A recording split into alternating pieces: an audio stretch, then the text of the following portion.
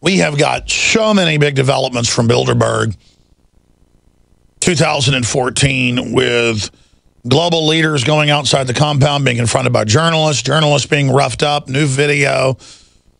We've got mainstream media being forced to cover it for the first time, even the London Independent saying, hey, it does violate a lot of laws to have world leaders meeting in secret with politicians, elected officials setting policy.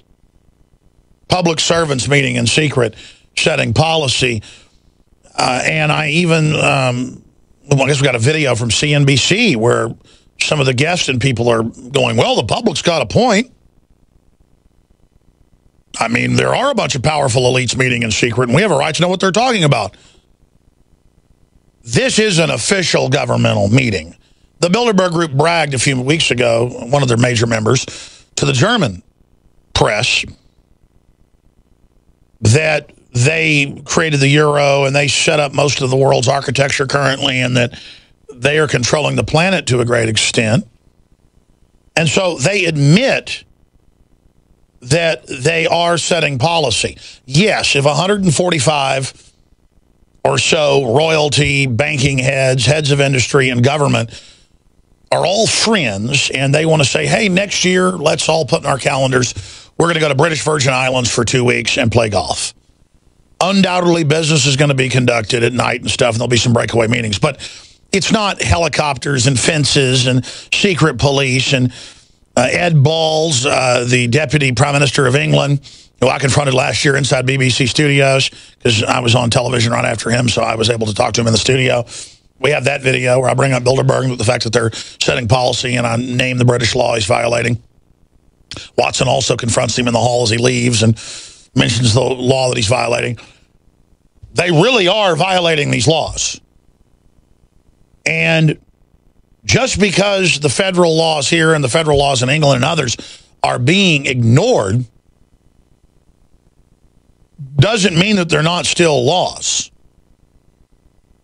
And I personally am getting tired of it, because these are the guys pushing gun control worldwide.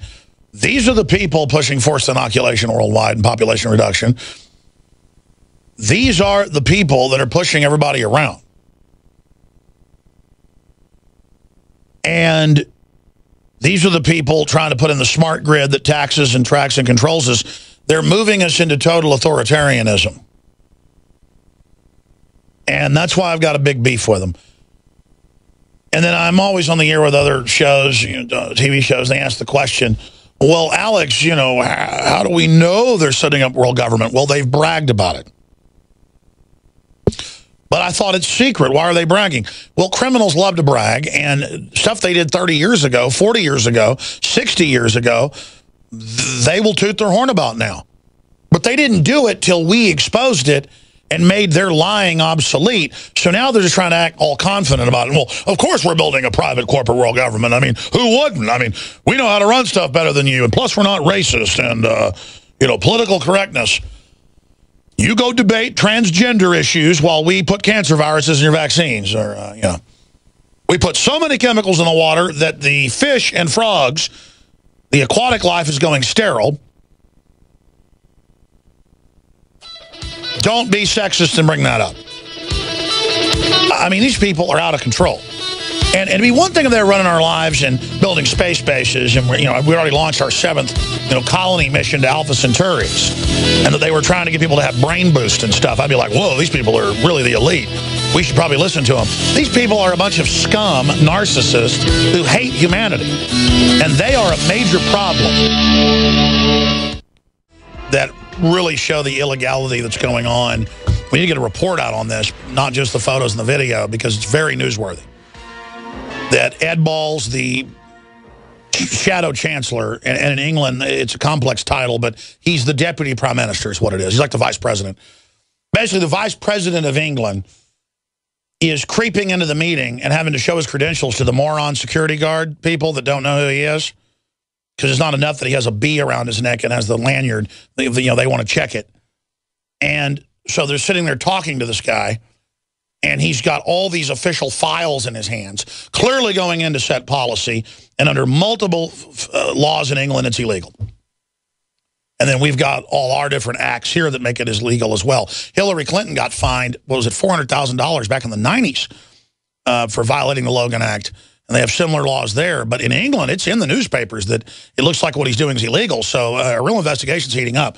We're going to talk about that. But I mean, what does he have to do? Have like MI6 files officially? I mean, he's going on with all these files. It's so, I mean, they're in there setting policy, ladies and gentlemen, with the heads of corporations that give them political donations. This is outrageous. We're showing that footage right now of Balls doing all this. And again, there's a shot where he's got all different files up against his chest. We'll show that in a moment. And I guess that's not even the security guard. That's the police. But we're going to also be talking again to Paul Watson coming up at the bottom of the next hour.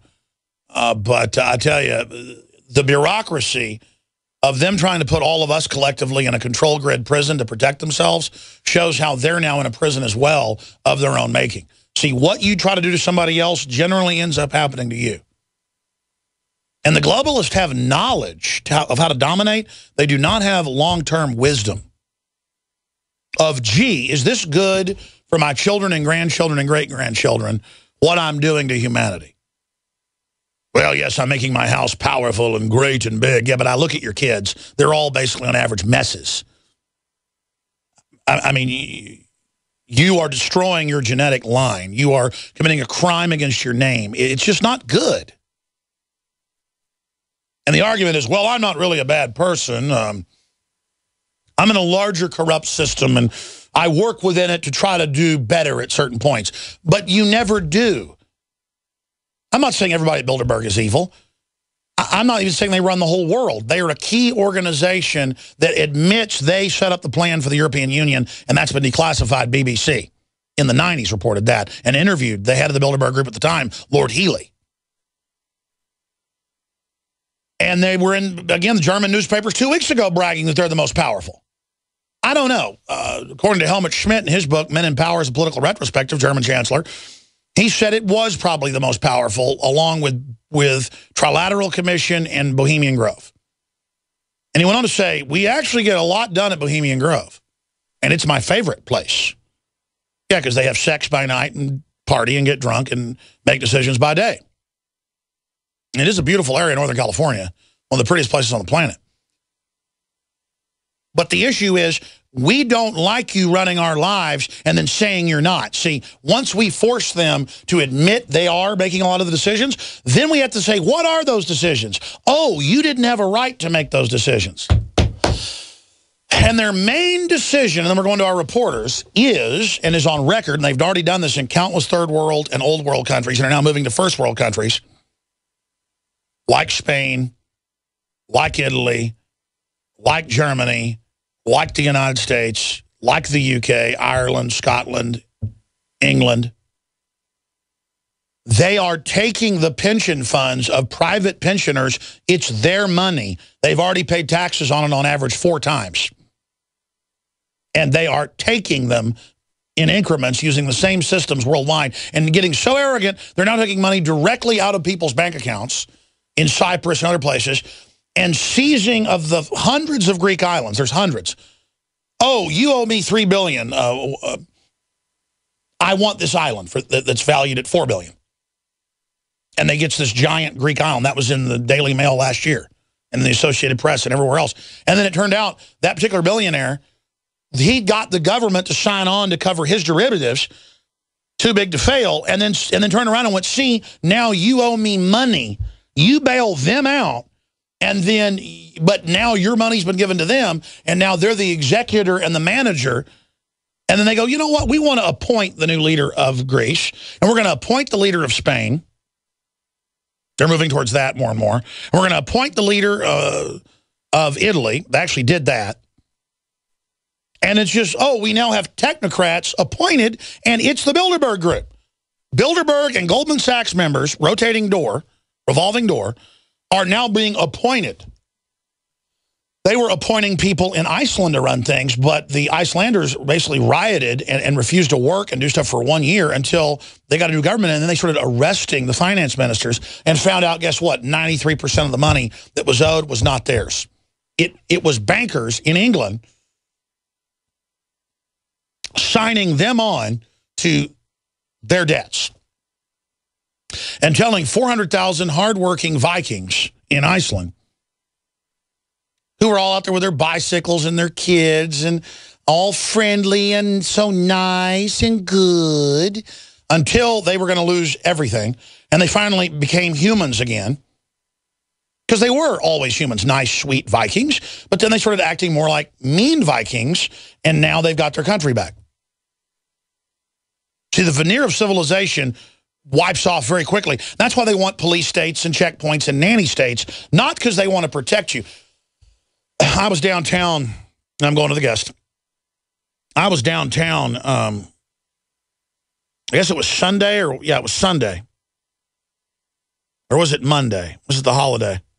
I was visiting some friends, and I was out on their balcony, we were barbecuing, and a big storm, beautiful storms blow in, and we're looking at it from, 20 stories up, and these beautiful storms blow in over Lake Austin, over the river, and you can see the sun in the distance. It's one of those stormy days where you can see 30 miles in all directions. And there was no tornado. I went in and looked because the police were acting crazy. They were running around on speedboats saying, get off the lake, emergency, emergency. And making kayakers get off and all the rest of this for a rainstorm that was coming in. So I thought, is there a tornado? And I ran and looked on my buddy's computer. Oh, there's no tornado coming. And went back out, was checking on my iPhone. And then we went back in, the storm blew through, ate some barbecue, and walked back out, and it's just barely raining. And there are police running around in Lake Austin and at the parks and down by their building on loudspeakers saying, don't come outside. It's dangerous. Dangerous weather conditions. I mean, folks, they're now saying don't go outside when it's raining. And in England, they arrest you if you say the word homosexual or girl, because someone said it was hurtful. And Michelle Obama's telling us what to eat now. And they are totally destroying the culture, destroying any form of debate. There's a big video up on Drudge right now. It's also on Infowars.com with a big comedian and writer, coming out and saying, there's a gay mafia. And if you even make a joke, everybody should be fair game. You are destroyed and shut down. And that's pretty authoritarian. That's pretty scary. In fact, there's the headline, Adam Carolla on gay mafia. And me, I've never bashed, quote, gays, but if I want to use the scientific term, heterosexual, homosexual, you want to have me arrested? I mean, you're an authoritarian. I don't like you. And not because of your sexual preference, but because you are a control freak trying to use our goodwill to enslave us and end free speech, and I don't like that. And I'll start, really coming after people if they want to try to sit there and dictate everything, because you're an authoritarian being used by the globalist authoritarians with political correctness to silence any form of dissent or free speech, and I don't want to live in North Korea. Now, while we're all busy debating the next revolution, transgender, because they've normalized everything else now, just as a political fighting point, then it'll be bestiality, on and on and on, just to create a fight is the whole issue. While we're all busy debating that all day, the troops are killing themselves 24 a day. That's every hour. And most of it's because they can't get health care and they're being treated like crap. If vets are treated good, they tend to not commit suicide and adjust to society. If they're treated badly, they flip out. And no one's been abused more than this current generation. We hear about greatest generation, World War II vets. Yeah, my grandfathers were in World War II, but they both served a couple tours. One of them 1 tour, the other 2 tours. I mean, it was some rough fighting too, but I mean, I know people that have served 20 tours in combat, like my cousin, volunteer, 31 years U.S. Army. And he is a machine. He wouldn't probably do well outside of it. Every time he gets out for 6 months or something, he goes and re-ups. He just can't help it. This is all he knows how to do. I mean, if your car's got a problem or your gun's got an issue or you want him to come fix your roof at 2 a.m., the guy just fixes things and does things and just carries things and just is ready. I mean, just a machine. beyond my dad, because my dad's from the same country, you know, hardworking people. He loves to work. He loves to get stuff done. I mean, I've got family members, not just one, but a bunch who are farm boys, who are just machines, ladies and gentlemen. And they can adjust. They can handle it because they're so tough. The average, I couldn't handle it. The average person can't go see 3-4 hardcore tours and then come back and be treated like crap by the VA. They're going to go blow their head off. And there's an attitude of anti-humanism, anti-humans are good, in the globalists that's trickling down now, and that's what you hear at the VA. They go, oh, we all just take these vets out and shoot them. They're a bunch of scum. Oh, they're getting welfare. Oh, they want surgeries. Oh, just get, you know, it's because they've put people in place that will take the funding away and siphon it off. They don't want to take care of the veterans. Of course it got worse under Shinseki. That's the directive. Of course it got worse under Obama. We've got death panels now. The VA is the model of everything. People go, but government wants to give us something free. Help old ladies. They use your soft heart. They want control of health care to run your life. And it's come out of the Club of Rome and Bilderberg and the Trilateral Commission and these groups. The people that write the Obamacare to bankrupt the old system, to get control of your life, to give you less health care for more money. It's a screw job. Because evil people don't like to manage stuff and compete. So they argue that an Agenda 21 imploding society is something they built and designed. All they're doing is actuarying and sucking off a collapse, blowing up the building and saying what artists they are in command destruction. Because they're not good managers, they're not good people, they're not good leaders. They don't want to compete with the Renaissance. They are the Dark Age. They are neo-feudalism. And the Club of Rome in 1967, I've gone to the UT Library, I show shots of it in my film Endgame, they say they want to recreate neo-feudalism.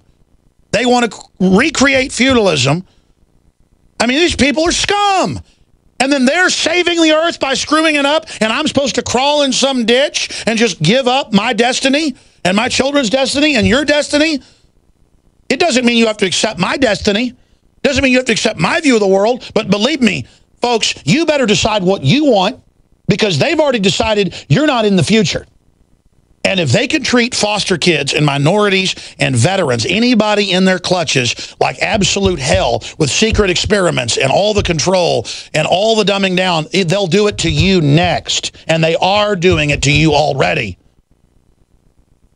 These people are the scum of the earth. Now, we're going to have David Knight with us 15 minutes into the next hour. Then we're going to have Paul Watson with us, then open phones the full next hour. There's so much breaking Bilderberg news at Infowars.com and PrisonPlanet.com. We need some big master coverage article that has the right headline so it captures people's attention, because this is sensational information for liberty and exposing tyranny, but there's just so much of it, it's all just kind of blurbed out. We've got Schmidt caught on video and photos. We've got him, the head of Google. We've got them with files falling out, clearly doing official business that needs to be investigated. There's already criminal investigations in England. This puts it over the top. Balls with official files going in, claiming they're just having impromptu cocktail parties. Clearly they're setting policy. We need articles on that. They're deciding the future of NSA spying worldwide. That's come out in their agenda. That should be investigated. Policies being set. That's really the angle that should be looked at here. And their anti-human move to cut the pension funds and not give vets care and to, quote, cut entitlements. Yeah, they can cut entitlements. How about their banker bailouts first, you see?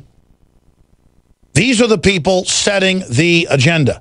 And we've got bombshell HD video and photos. We need to get it all condensed and boiled down into one big article dealing with official business being set, and there needs to be a serious investigation, and the people need to push for it. That's what the Independent and others are saying. We're the Bilderberg experts. We need the big articles on this and the videos on this, boiling it all together. So we've been looking into them. Now we force the public to know they exist. That raises the credibility of what they call conspiracy theorists, i.e. people that ask questions. So we're now being heretics and showing that the heretics are actually the good people, telling the truth against the state-run religion of mindlessness and 2 + 2 = 5. And Michelle Obama tells your kids what to eat. I'm rebelling against this. I'm not complying, and I'm decrying it with my First Amendment. A powerful weapon comes before the second.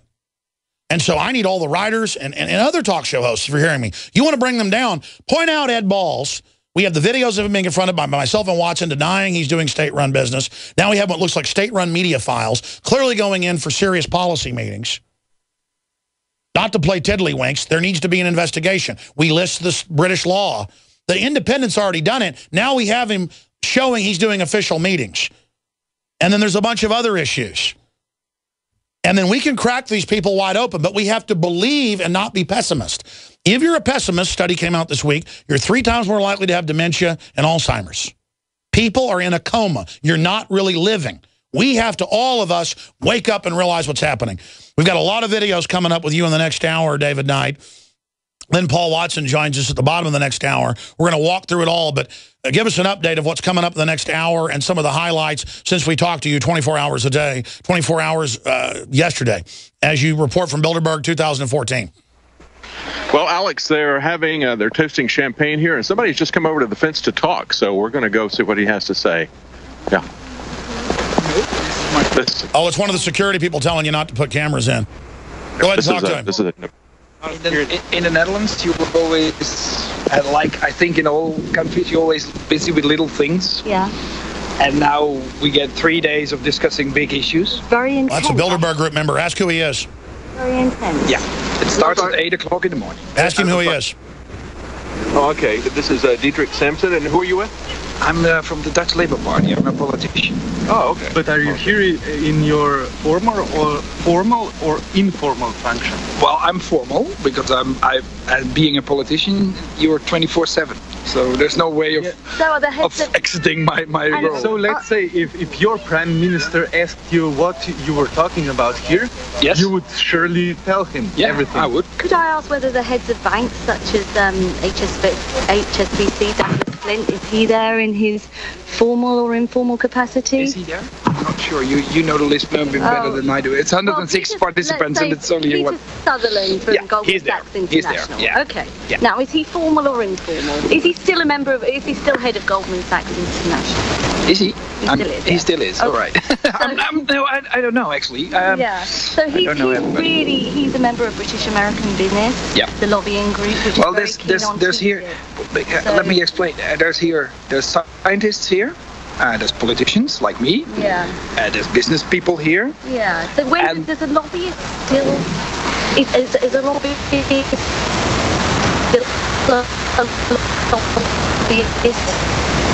we got some Skype breakup. Are you being lobbied? No, but TTIP is a nice discussion. It's a good discussion to have. I mean, have you had that discussion? Yeah, well, not here at this moment. Maybe we will have. Ask him about trying to prop up the euro. We know that's what they're really talking about. Ask him about that. That's like everybody. I think, like you, we are worried about what happens there. I mean, nobody wants an armed conflict, and it's already happening. Intelligence sharing discussion? No. Ask him about propping up the EU. Are you talking about propping up or the day after? I'm not sure. Are you talking about propping up the euro? No. No? We talked about Europe. We talked about what to do next for Europe. Oh. And basically what I said in the discussion is that people are fed up with discussions about treaty change and euro and whatever one drops. Oh my gosh, I hate having to go to break right now. Oh my goodness. Folks, I told everybody the issue is that they're setting official business inside. We're getting footage of this, so you'll all get to hear it. Major breaking news is the leader of the Labour Party from a major country. Finch, he's the leader of a major Labour Party, Dietrich something. We're looking up his name right now. I believe David Knight can interrupt right now. He can hear me down the Skype and recap, and then formally butt in front of the reporters that are there that are asking their questions. They're somewhat good. They're asking about him in official capacity. He admitted he's operating in official capacity. That may mean in his country that's not illegal. I doubt that. When he said we're not trying to prop up the euro, he said no, 9, which shows they are. That's what they're really trying to do. That's their main global takeover system with NATO. I want to ask him some questions. David Knight, can you hear me? It's Dietrich Samsom. And he is the leader, Dutch politician, of the Labour Party. That's the biggest party in the Netherlands. So that guy's very powerful in his country. Let's talk to him. Go ahead, David. David, get some questions in.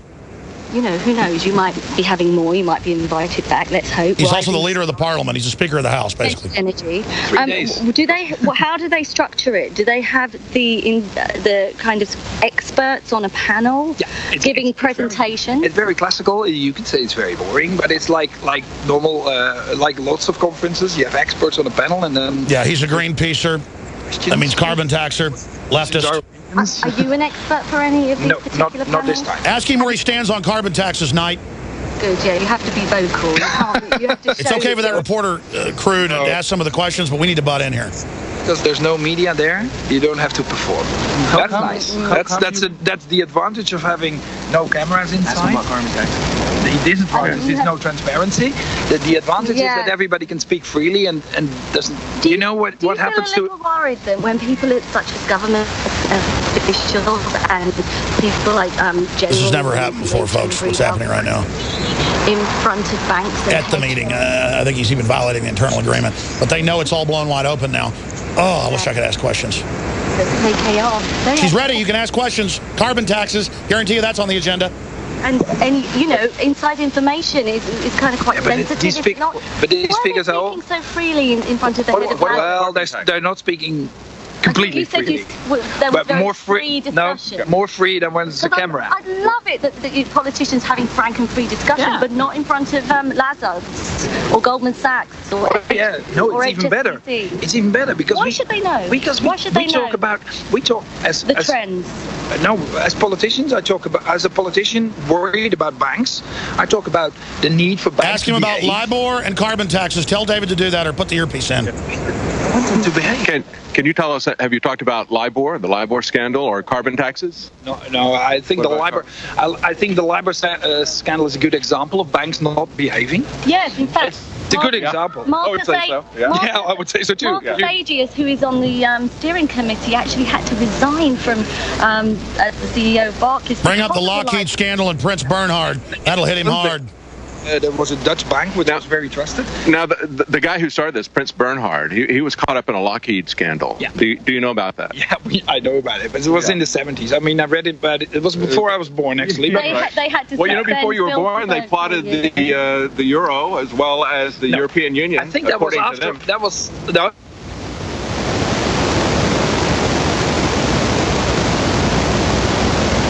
We got bad Skype. Just get him one more message. The crew's doing a great job. I'm not saying you planned it. I'm saying that Bilderberg did. So we believe that there's real policy being crafted here. Maybe not in the discussion groups that you're part of. I don't think policy is crafted here. Bilderberg bragged to the German news last week they're the most powerful and they do set policy. Throw it in his face. It's good for international. In a German paper just last week, a Bilderberg member said that he felt that this was far more important than Davos, that Davos was just a PR group. I cannot compare it. I wasn't at Davos, but I think it's not. It's a similar type of meeting. And a former... All right, David, we're going to break. Grill him. We're going to come back. I want to hear what happens after. Keep grilling. This is a big deal. All right. Get his take on NSA spying. That reportedly is on the real agenda. They're deciding between the countries right now what they're going to do to try to cover this up. Ask about NSA. Nail him down. Say, what's the real agenda? We're going to come right back. This is big Bilderberg coverage. Through the fence, talking to one of the most powerful Dutch. Who's a Bilderberg member talking to them through the fence. This is unprecedented. Let's go to the feed. I just want to ask you a quick question. Okay, there was a question: does privacy exist? Have they answered that question yet? Because we have exactly. We have former head of the NSA and CIA are there. It will be on the agenda in the next days. It wasn't. It wasn't today. Here participants are normally discouraged to take out to the media anything that happens in here. Well, I'm not. Yeah, exactly. But nobody. Why have you approached? Maybe are you breaking protocol? No. I'm not breaking protocol. I'm allowed to do this. I'm a former Greenpeace activist. Maybe that's why I understand what happens when you stand outside behind a gate. Well, thank you for talking to us. Appreciate it. Thank you so much. Bye-bye. All right, Alex. David Knight, unprecedented. Give us your take on what we missed during break. Well, he was the labor leader. What was the country that he was from? Holland. Yeah, from the Netherlands. It's the Netherlands. Social Democrat, labor leader. He said he had been a former Greenpeace activist, so that's why he wanted to come out and talk to us. He said he knows what it's like to be on the outside. Let me get here. He's Dietrich Samsung. Yes, that's correct. Now, you know, Alex, we've talked to him, and we had the video of George Ball with all of the paper files, and I think it's kind of interesting that he had so many paper files. Because one of the things that they're talking about here is, does privacy exist? And he said, I asked him about that. He says, well, that's the next meeting that's coming up right now. So they're going to find out if privacy exists. Ed Balls knows privacy doesn't exist. That's why he's got all of his stuff written down on volume after volume of paperwork, because that's the only thing that's secure anymore. Why? Because of men like the former NSA chief, Keith Alexander, and David Petraeus, because they have basically penetrated everybody's personal and private information, and that includes these people. So they put this stuff on paper. They meet in secret, face to face, so they can say the things that they can't transmit via email. So that's what's going on here, essentially. And the story this morning, the key story this morning, was not what's people asking, what's going on inside of Bilderberg. It wasn't even the Danish people asking, why are we spending millions, the equivalent of millions of dollars on security here? Because they've put up a massive amount of barricades, concrete barricades. They worked, essentially 24 hours. I mean, they worked through the night, because we were here late at night, that first feed that we did. And most of these barricades were put up after we left, and we probably didn't leave till about 9 p.m. here this time. And so they've got a massive amount of security infrastructure here, as well as a massive amount of police officers. It's costing them a fortune. They didn't ask about that. The lead story, Alex, today was InfoWars criticizing the police for the way they arrested that fellow, whether or not they used excessive force. That was the lead story this morning. We came down here early this morning. Karen was over in the photography area where she'd been successful getting joggers. We figured we'd get some people before they doing morning jogs before breakfast. And evidently, they'd seen the picture of David Petraeus, so we didn't get any joggers. What we did get was a journalist from the leading television station here in Denmark.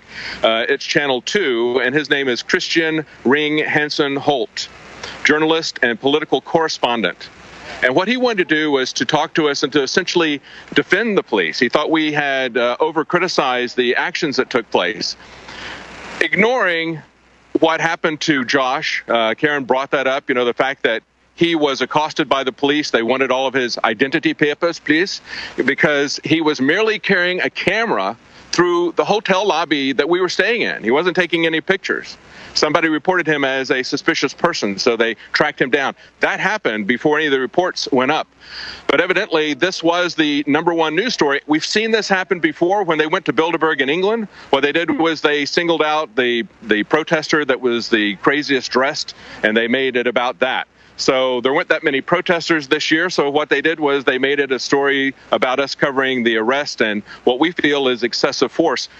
We've uploaded a report, or at least it was uploading before we came over here.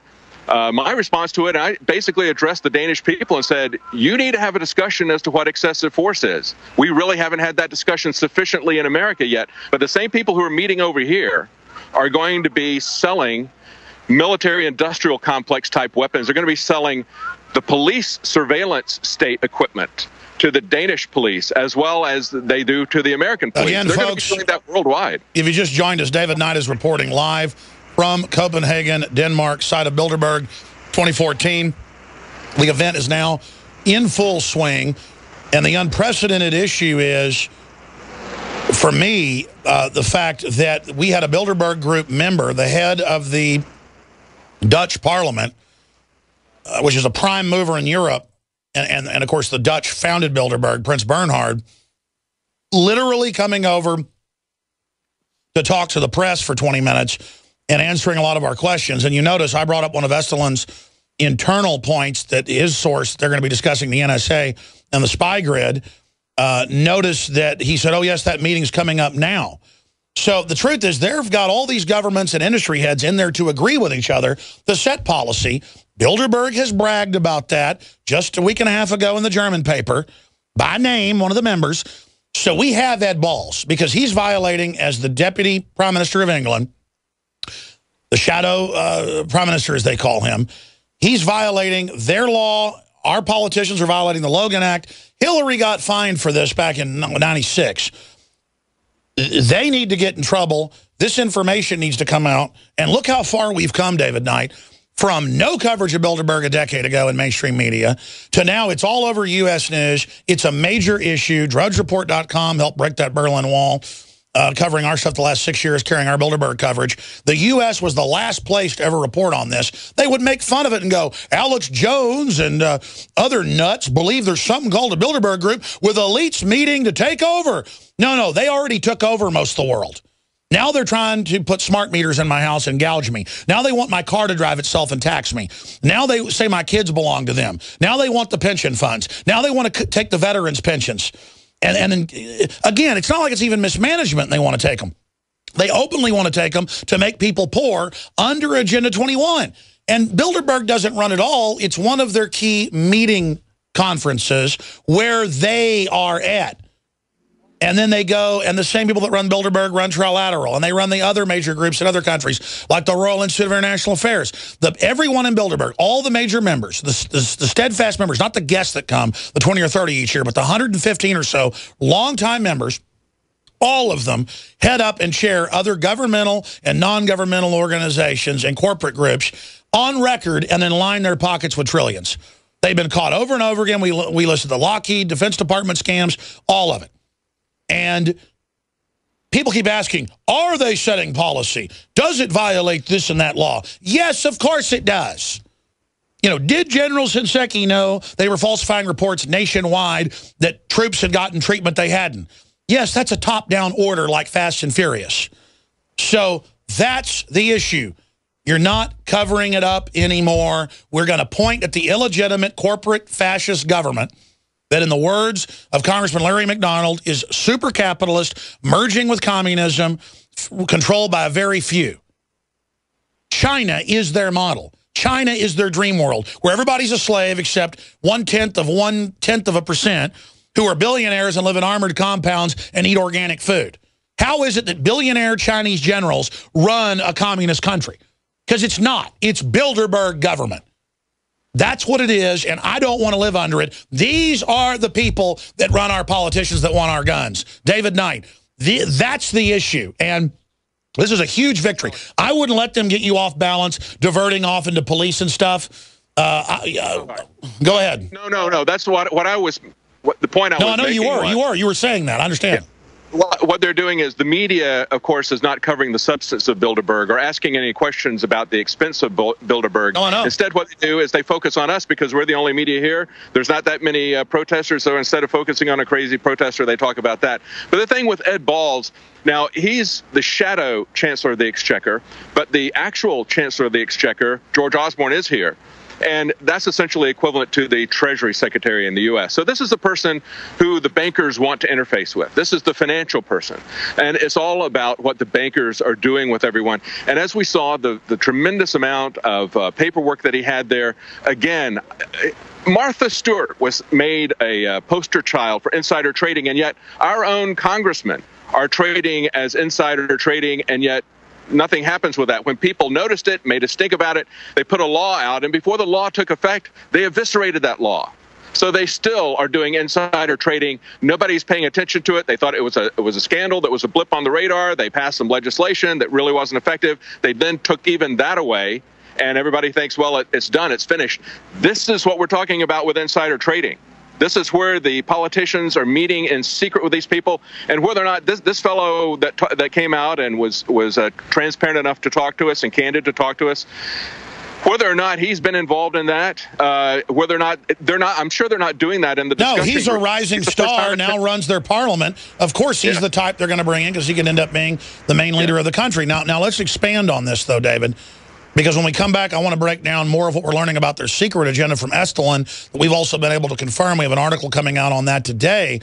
But you guys have done an incredible job, and everybody else in the media, the real media, has. Because, look, Bilderberg members never come over and talk to people, especially during the conference. This is a big deal, and it shows that they know ignoring us isn't working anymore.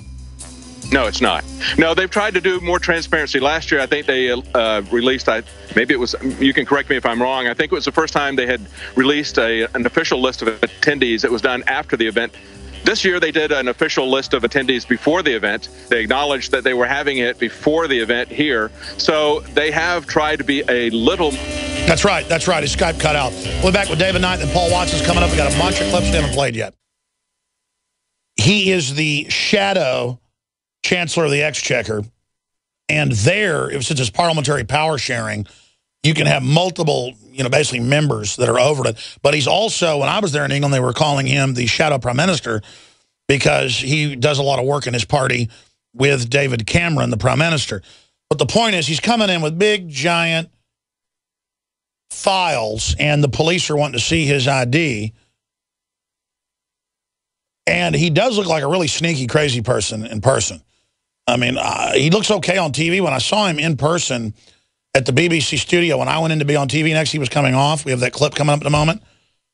He, did look like, he didn't look as distinguished as some of the other globalists. So I think that's why the police didn't believe anything he was saying and made him to show a whole bunch of forms of ID and make phone calls with his assistant on top of everything else, which I'm sure is an elitist he didn't like happening. But that footage of those files, he needs to say what was in those files. Because you notice the Guardian reporter was talking to him earlier, talking to Bilderberg group member that came over and was talking to our people through the fence, unprecedented, as they realized their cover's blown. The leader of the major Labour Party and the leader of the parliament in the Netherlands, in the Dutch Federation, she was bringing up you're setting policy in there. And he said, yes, we are setting policy. We are discussing policy in there. And that's illegal in most countries, so they've always, oh, no. All these billionaires and royalty and people meet in secret and do all this because we're discussing our golf swing, and we play golf on Sunday afternoon after the 3-day conference is over, and then we leave on Monday, and, nothing's going on at the event. So let's go to the clip. Here I am asking Balls about what they're doing at Bilderberg. And then we've got Watson when he leaves out in the hallway. Watson gets him again. So here is that clip from last year in London. Can I shake your hand? Mr. Balls, can I shake your hand? Hey, I'm Alex Jones. I kind of led the demonstrations. No. Very good to see you. Why can't you guys talk about Bilderberg? The rules of these things are all decided by people that have been there for a long time. I mean, it is a corporate world government. I'm going to get you to sit down if that's all right. Thank you. Yep. There you go, talking to the Bilderberger. Current affairs. Oh, doesn't exist. Do we have a sting going into this or not? There goes the Bilderberg individual. From climate change. Okay. All right, there I am. Now let's go to the next video clip. As Balls walks out, we get him twice. Watson hits him. I mean... Hi, Ed. I'm Paul. Nice to meet you. Hi, how are you? What did you talk about at Bilderberg then? Yeah, come on. Breaking your ministerial code. Give us a word, Ed, please. Breaking the ministerial code? Yeah. I'm not meeting with secret private meetings. I'm not a minister. Yeah, but you're conspiring with private individuals. You're going to do a Freedom of Information Act request. Who did you meet with then? Eric Schmidt? Don't be silly. What do you think of Alex Jones? Turn it off because Don't be silly. Breaking the ministerial code. So again, the last thing they want is their private secret meetings becoming an event, a paparazzi. Because see, then people won't care about whatever her name is, baby, Kim Kardashian's baby. They will start caring again, like we did 100 years ago, about the robber barons. And what are they up to? And how are they trying to get tax money? There's high-def video that our crew got. David Knight, Josh Owens, Paul Watson, Karen Knight. Just an incredible job and a crew out there. I tell you, we should be absolutely ecstatic. And I don't say this most years. I said it last year and the year before because it's getting better and better. David, do you think I'm being too optimistic?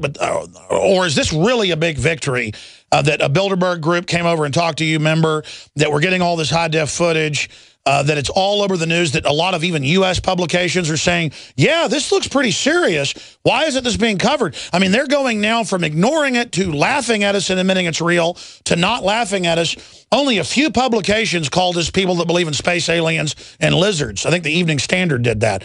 Now, sure, the Dutch media is trying to distract off into, are we reporting on the police accurate? That doesn't matter. The elephant in the room, as you're saying, is this global governance meeting.